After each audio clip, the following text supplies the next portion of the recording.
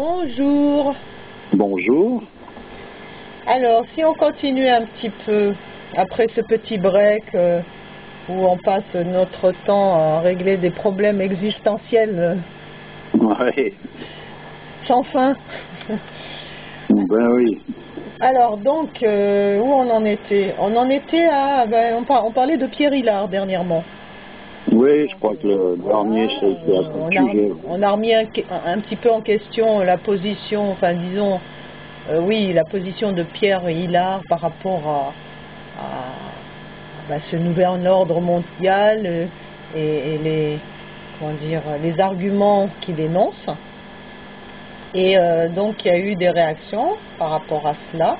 On t'a demandé, mais qui tu étais, alors est-ce que c'est vraiment important? On en revient encore au même truc. Est-ce que c'est vraiment important de savoir qui parle? Et puis la personne qui nous demande ça, nous dit pas qui il est non plus, puisqu'il se présente sous son pseudo, comme nous. Donc, oui. Bon, je pense que c'est une incompréhension du thème, en fait, des constats. Dès le début, ceux qui ont suivi dès le début, ils se sont bien, je pense, rendus compte que les constats étaient là surtout pour donner une indication concernant l'ordre hiérarchique des choses. Oui, mais attends, il y en a qui suivent, excuse-moi de dire ça, excusez-moi de dire ça, il y en a qui suivent depuis longtemps et qui, quand même, aujourd'hui, affirment des choses telles que pour moi, le côté religieux divise plus qu'il ne rassemble au travers de divers mouvements, etc., etc. On a ce genre encore de propos alors qu'on sait très bien que le mouvement religieux actuel n'est pas représentatif. Donc c'est ok. Le mouvement religieux actuel divise plus qu'il ne rassemble. Mais que représente ce mouvement religieux actuel? Rien. Puisque c'est à la source qu'on voit vraiment la réalité de la chose. Donc, énoncer des affirmations comme ça, c'est aussi une forme d'incompréhension, alors que, bon, la personne, apparemment, nous suit depuis longtemps. Tu vois? Oui, je comprends bien. Oui, il y a un moment donné, il y a peut-être une difficulté à saisir, mais il faut suivre ça depuis le départ, je pense, pour que ce soit un peu plus simple. Comme je disais, le but de l'exercice, c'est de remettre en quelque sorte l'ordre hiérarchique des choses.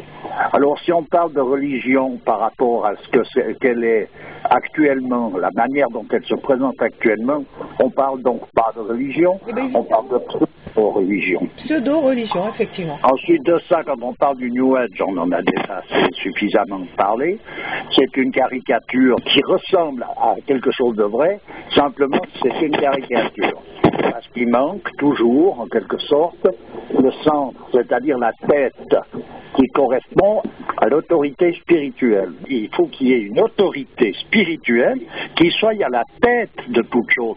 Et par exemple, dans une société normalement constituée, la religion n'est pas une partie dans la société, dans le mouvement social. On ne lui réserve pas un emplacement où elle est à telle heure ou à tel moment en considération. C'est la société même, le système législatif qui, lui, est incorporé dans la religion même. Voilà, pour dire. Alors, je parle de religion en tant qu'une religion réelle, je ne parle pas de quelque chose de pseudo. Et cette pseudo-religion, elle amène inévitablement à un mouvement contraire qui va se retrouver être justement cette posture New Age qui est en quelque sorte comme dans un produit végétal, une sorte d'OGM, c'est-à-dire que ça ressemble au produit d'origine, mais en réalité, ça cache quelque chose de grave, c'est-à-dire un profond déséquilibre. Voilà. C'est comme un clone, quoi. Voilà. En plus de ça, de vouloir donner une fiche identitaire pour savoir comment s'appelle celui-ci ou celui-là, on a bien mis les points soleils là-dessus, que les individus en eux-mêmes, dans le cadre des constats, n'ont pas une importance réelle. Ce qui est important, c'est qu'est-ce qui est présenté, qu'est-ce qui dit, quel est l'état d'esprit dans lequel les choses se produisent. Moi, ça m'est égal, je ne cherche pas à savoir comment s'appellent ces noms, ces pseudos qui sont donnés dans le cadre des commentaires. Moi, ces pseudos me suffisent, l'histoire n'est pas là. L'histoire est qu'est-ce qui se dit. Voilà. tel personnage donne tel commentaire. Donc c'est ce commentaire qui est intéressant parce qu'il est en quelque sorte le miroir de l'état d'esprit dans lequel se trouve ce personnage. Comment il s'appelle? Qu'est-ce que ça peut me faire, moi? Enfin, il est dit que les interloques zappent rapidement. Nous, on n'a pas grand-chose à dire sur les lémuriens, sur les ovnis, sur toutes ces choses-là. Il n'y a pas grand-chose à dire, si ce n'est que, bon, bah voilà, c'est des phénomènes qui sont observés. Il y a sûrement des raisons. C'est peut-être tout le programme ARP et tout ça qui se dévoile à travers ce genre de manifestations. On ne sait pas. Moi, on ne peut pas parler de choses qu'on ignore. Oui, c'est vrai qu'en quelque sorte, les seules explications qu'on a là-dessus sont des explications, dont l'origine est quelque peu douteuse, dans le sens que c'est des origines scientifiques ou pseudo-scientifiques ou sectaires. Moi, je ne connais pas non plus. Et je ne sais pas que je zappe, c'est que tout simplement, c'est hors propos. Dans le sens que quand on parle donc de rétablir un équilibre hiérarchique, c'est-à-dire cette autorité spirituelle et ce pouvoir temporel qui vient après, et que cette autorité qui est la tête, c'est ça qui est à rétablir. Après, on peut partir dans n'importe quel sujet si on n'a pas perdu de vue. Ça veut dire qu'on a une boussole qui nous permet de naviguer dans tous les terrains. Donc, c'est à cet endroit-là que l'accent est mis dans les constats. Donc, en donnant toutes sortes de références de personnages qui, eux, sont des autorités véritables. Donc, à partir de là, chacun étudie ça, et puis il jugera bien ça ou pas. Moi, ce qui m'intéresse, c'est de donner des indications concernant une issue possible pour aller toucher cette partie essentielle d'une société. Tu as quelque chose à dire sur ce crâne qui a été trouvé, qui aurait une ressemblance avec les descriptions des extraterrestres qu'on fait depuis toujours? Tu as quelque chose à dire là-dessus? Non, de toute façon, même en admettant d'ailleurs qu'il y ait des extraterrestres, que ça soit le crâne d'un extraterrestre, qu'il y en ait encore des vivants qui circulent à travers les villes européennes, quelle importance ça a par rapport au fait de retrouver soi-même sa propre position d'homme dans l'ordre hiérarchique universel? Le plus important, il est là. Ensuite de ça, si on rencontre un martien ou un terrien, on verra bien tout ça. C'est le moment venu. C'est pas quelque chose à affabuler, à essayer de je sais pas quoi trouver là à travers. On verra bien. Si je rencontre un martien demain matin, je rencontre un martien. Qu'est-ce que ça peut me faire? D'autant plus qu'il y a dans le règne animal ou minéral ou végétal, il y a tout un tas de variétés qu'on ignore, d'animaux qu'on découvre peu à peu. Tiens, il existe tel poisson, tel machin. Ça ne nous empêche pas de continuer à vivre. En tout cas, pour l'instant, ces choses-là apparaissent surtout les curiosités, et puis chacun affabule après là-dessus, parce que on vient amener des preuves de ci, des preuves de là, des preuves de je sais pas quoi, qui sont jamais des preuves, parce que les preuves de fait, c'est toujours justement la partie la plus illusoire qu'il puisse y avoir. Justement, j'en reviens à cette recherche d'un ordre hiérarchique, où, en quelque sorte, une preuve, c'est la vérité comme telle, et la vérité n'a pas besoin de preuve parce qu'elle est la preuve. Alors, toutes ces preuves qui prouvent que je suis ici, je suis là, où ils ont trouvé ça, puis là, s'il est comme ci, il est comme ça n'a aucun sens. Sans compter, j'ai parlé d'un personnage, par exemple, comme... comment il s'appelle? Celui qui a écrit L'Homme et l'Invisible, Jean Servier. Je pense que les personnages qui s'intéressent au phénomène des crânes qui est retrouvé, des ossatures, de je sais pas quoi, l'auront certainement vu, puisqu'on l'a signalé il y a déjà bien longtemps. Oui, bon. Tout à fait. D'autant plus que moi j'ai plutôt l'impression que tout ce qui est trouvé, mis en avant actuellement, c'est plutôt pour brouiller des pistes. En tout cas, ça ressemble à ça. À présent, soit volontaire ou pas, je n'en sais rien. Jean Servier, qui est donc un ethnologue, qui était prof de la fac de Montpellier et qui a écrit un livre concernant justement ces choses-là pour son époque. Ça a quelques années, mais disons, il a mis les pendules à l'heure par rapport aux différentes divagations qu'il pouvait y avoir là-dessus. et où en était la réalité des faits en eux-mêmes. Il est clair que s'il y a tout un tas de programmes secrets, militaires ou autres, il est clair qu'il y a tout un tas de témoignages de gens qui ont vu des phénomènes pas possibles, mais ça ne signifie pas grand-chose. Non, et puis comme je dis, c'est ce qui est important. Moi, je vais dans un ordre d'importance. Ce qui est important pour un homme, c'est de savoir qui il est dans le sens de qu'est-ce qu'un homme et quel est donc le rôle de l'homme dans l'ordre universel. C'est prioritaire. On commence par là, la suite on verra, c'est pas un souci pour la suite, de toute façon elle se présentera qu'on le veuille ou non la suite. Et ensuite de ça, ça voudra dire qu'en étant positionné juste, on a donc un critère qui est juste aussi de ce fait-là, dans le sens qu'il y a un discernement qui vient se présenter. On peut bien savoir de quoi il en tourne quand on a affaire à quelque chose ou tel autre. Le jour où on va nous projeter, si ça se trouve, un hologramme géant dans le ciel, tout le monde, il y aura des témoignages à l'échelle mondiale de la vision de cet hologramme. Mais que représente cet hologramme ?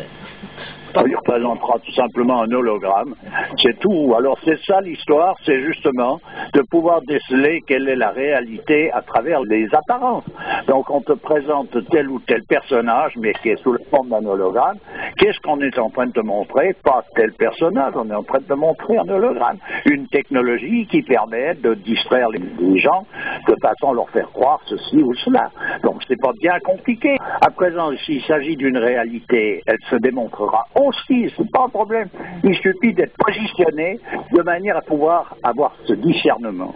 Et ce discernement s'obtient justement en cherchant et en connaissant ce que représente un homme en tant que tel. Voilà. Et alors, par rapport à toutes les découvertes de ces crânes, de tout un tas de choses, il y a eu tellement de canulars au milieu de tout ça que bon, c'est difficile de prendre ça comme des sciences exactes. Ah mais pour moi, certainement, je ne vois pas de science exacte là-dedans. Un homme comme Servier a parlé justement des différents canulars présentés comme étant des thèses officielles, des thèses qui sont inébranlables, etc. Il en a parlé, il a mis ça en évidence, donc c'est intéressant déjà d'aller mettre son nez là-dedans pour celui qui s'intéresse à ce genre de plan. Personnellement, bon, ça m'est égal, moi, qu'un os vienne du crâne à celui-ci ou celui-là, pas d'intérêt réel pour tout ça, mais enfin, je veux bien qu'on puisse en avoir. Il s'agit d'avoir ce discernement, de côtoyer des personnages qui le sont de cloche qui donnent, alors qu'ils sont patentés pour être des autorités en la matière. Donc tout ce qui est de l'ordre de l'observation de notre système solaire, de l'univers par le monde scientifique ne reste que des observations et après c'est des extrapolations. C'est des constatations qui ne sont pas fausses dans leur totalité, mais qui sont souvent mal interprétées parce que ce qui est vu, ce n'est qu'une infime partie des choses. Alors dans les sciences traditionnelles, on peut aborder ces sujets-là avec beaucoup plus de profondeur et arriver à des certitudes parce que ça n'est pas simplement vu par le petit bout de la lorgnette, c'est vu dans son ensemble. On n'analyse pas un détail, mais on a une vue d'ensemble. Et si ce détail est analysé, il n'est pas analysé de la même manière, il est analysé pour démontrer que ce détail contient quelque chose de principiel. Oui, et que ce détail est rattaché à tout un ensemble. Bien sûr, on ne désosse pas les choses, on n'est pas en train de de disséquer. Finalement, le monde scientifique, il se retrouve avec une multitude de pièces de puzzle. Il essaye d'ajuster pour faire un ensemble, mais cet ensemble, il est totalement incohérent. Oui, mais ça, c'est de nouveau de la science à bon marché, dans le sens que j'ai l'occasion de rencontrer des personnages qui sont des scientifiques, même dans le sens moderne du terme, qui voient très bien leurs limites et qui comprennent très bien qu'il y a quelque part fausse route dans la manière de rechercher les choses, qui les amène à retrouver chaque fois, c'est-à-dire à déplacer le problème, à agrandir le problème, mais qui n'apporte pas des solutions véritables. En fait, c'est pas le monde scientifique qui a à remettre en question, c'est le manque d'humilité face à cette observation de sa propre limite. Enfin, je veux dire par là qu'à un moment donné, quand tu arrives à cette frontière, tu ne sais pas, tu sais que tu ne peux pas comprendre plus, tu devrais avoir une position d'humilité. Oui, je veux te dire, il y a beaucoup de scientifiques qui l'ont, cette position. Simplement, ce qui se passe, c'est que cette science moderne Elle est censée être un élément essentiel pour supplanter tout ce qui peut toucher à la religion. Ce qui veut dire que la science a raison, la religion c'était pour les anciens qui rêvaient après je sais pas quoi. Ce qui est diffusé concernant leurs recherches, leurs trouvailles, etc., c'est pas nécessairement l'esprit de ce tel ou tel scientifique ou de tel groupement de scientifiques, mais c'est de nouveau une propagande qui est là pour démontrer et mettre en avant la science sous une forme mythologique. Le problème, c'est que c'est le rationalisme qui est le cheval de bataille du monde scientifique. Pour retrouver une posture qui puisse être juste et viable pour une collectivité, il faut remettre la hiérarchie, c'est-à-dire l'autorité spirituelle qui n'est pas le fruit d'une spéculation d'un personnage ou d'un autre ou d'un groupement, mais qui est une véritable autorité qui concerne des principes universels. Ouais. Et à partir de là, tout ce qui sera fait dans les actions sera conforme à ces principes et aura donc une direction. Ça veut dire qu'on ne fait plus les choses pour les faire, mais dans un but bien précis, parce qu'il y a une boussole qui nous donne une indication de voilà la marche à suivre, voilà la route à suivre pour aboutir au but, c'est-à-dire à la finalité même de ce que peut représenter une vie humaine, déjà. Donc en réponse au dernier commentaire qu'on a eu là sur le dernier constat nouveau des ordres mondial, la seule chose qu'on peut dire, c'est que ben non, on n'a pas envie d'aller se promener sur des voies de garage. Quel intérêt? Oui, ben c'est ça, mais je pensais que ça avait été compris. Mais il peut y avoir à un moment donné nécessité de répéter toutes ces choses-là.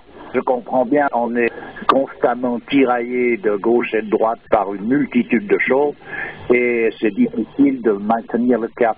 Mais disons, c'est pour ça qu'il est intéressant de prendre contact avec les personnages indiqués, tels qu'un Guénon, tels que M. Chuon, tels que pour les Africains, par exemple, de prendre connaissance de Tierno Bocard, de vivre avec lui. Ça, on le sait. Je l'ai déjà dit plusieurs fois, mais on peut le répéter encore 1000 fois, la preuve en est, ça n'a pas été compris. Mais ces personnages-là, ils sont la démonstration même de cette autorité-là. Donc, qu'on ne vienne pas nous reprocher qu'on rabâche, parce qu'on nous incite à rabâcher, là.